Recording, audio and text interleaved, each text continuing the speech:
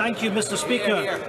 The Prime Minister gave a commitment that she would treat Scotland as part of a union of equals. Yet last night, she pressed ahead with a power grab in direct opposition to Scotland's elected Parliament.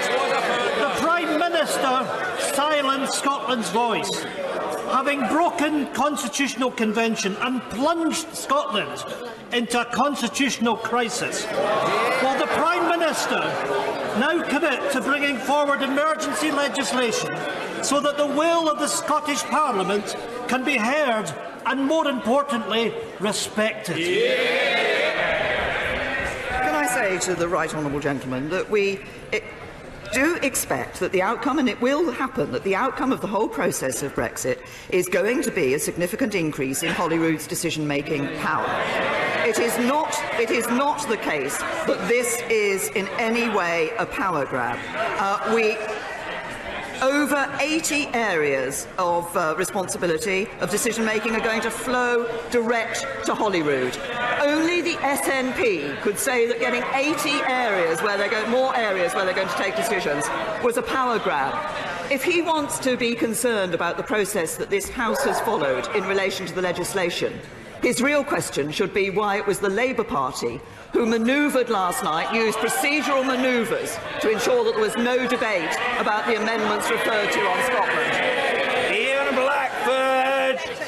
Mr. Speaker, I really do hope that the people of Scotland listened very carefully to what the Prime Minister said, because the reality of the situation is that powers that are enshrined under the Scotland Act in 1998 are being grabbed back by this House. It is a power grab, and the MPs from Scotland were not given the courtesy of even debating it last night. It is a democratic outrage. The people of Scotland will not be disrespected by this Parliament. Mr. Speaker, under the circumstances, given the disrespect that's shown, I have got no option but to ask that this House now sits in private.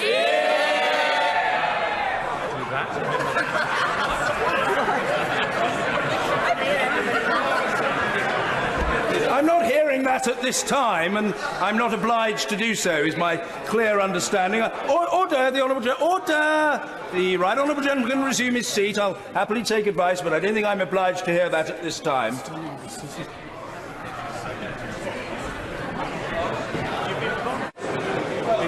Well, what I'd say to the right honourable gentleman is, I think the standing order requires that the matter be put, if it is to be put forthwith.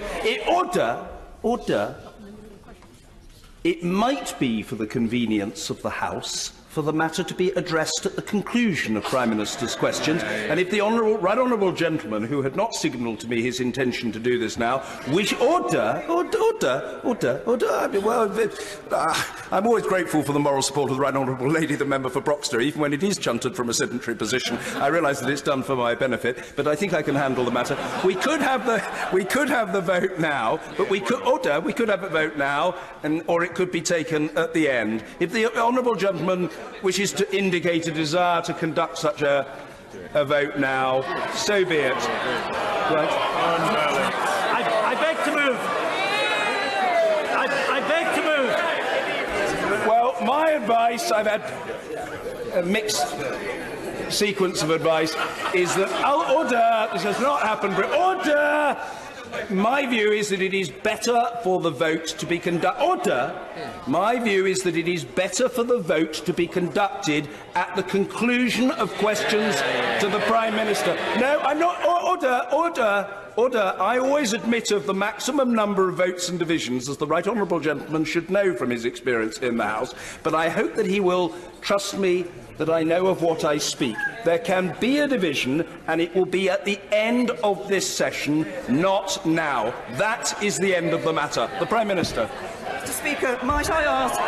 No, I'm not. No, resume your seat. Resume your seat, Mr. Blackford. No, you're not moving anything. Resume your seat, young man. Resume your seat. No, Mr. Blackford. Resume your seat. No, resume your seat. No, resume your seat. Mr. Blackford. Blackford, order! Order! Order! The House will have heard very clear... Order! Please. The House will have heard very clearly my acceptance that there can be a vote on this matter. Order! Mr. Linden, I say to you, and I say it in the kindest possible spirit, don't tell me what the procedures of this House are. I'm telling you that there can be a vote at the end of this session, and not now. I'm not going to... Oh, no, Mr. Blackford, order! Order! Order! Under the... Under the...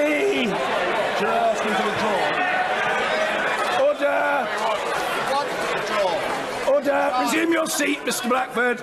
Under the power given to me by Standing Order number 43, in light of the persistent and repeated refusal of the right honourable gentleman to resume his seat when so instructed, I order the right honourable gentleman to withdraw immediately from the House for order for the remainder of this day's sitting.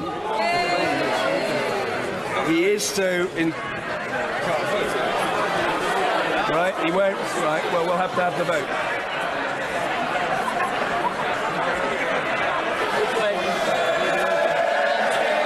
Very well. Very well. Very well. Defend national liberation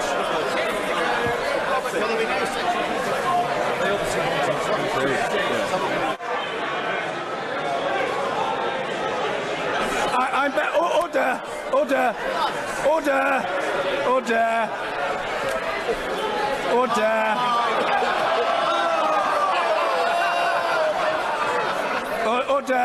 Order! Order! Order! Mr. Chair, Wardener! You're a very jocular fellow, but you're a little overexcitable today. Calm. Long time to go. I say order!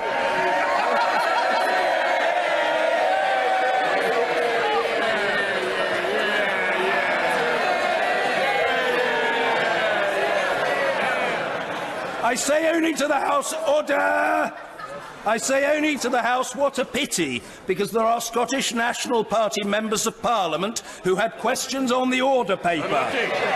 And as colleagues know, I always like to get to the end of the order paper. They would have had their chance, and they've lost that chance by their own choice. Mr. Luke Hall.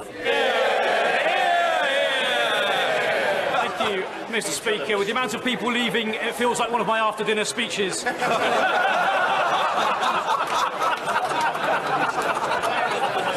Youth unemployment in Thornbury and Yates. Order! Order! No, I recognise the House. Order! I recognise the House is in a state of some excitement. Even Mr. Hollinbrake, who's normally a model of solemnity, is looking as though Christmas has come early. But order! I beseech the House to try to resume calm, not least out of courtesy to members with questions on the paper, to whom and to whose questions we wish to listen.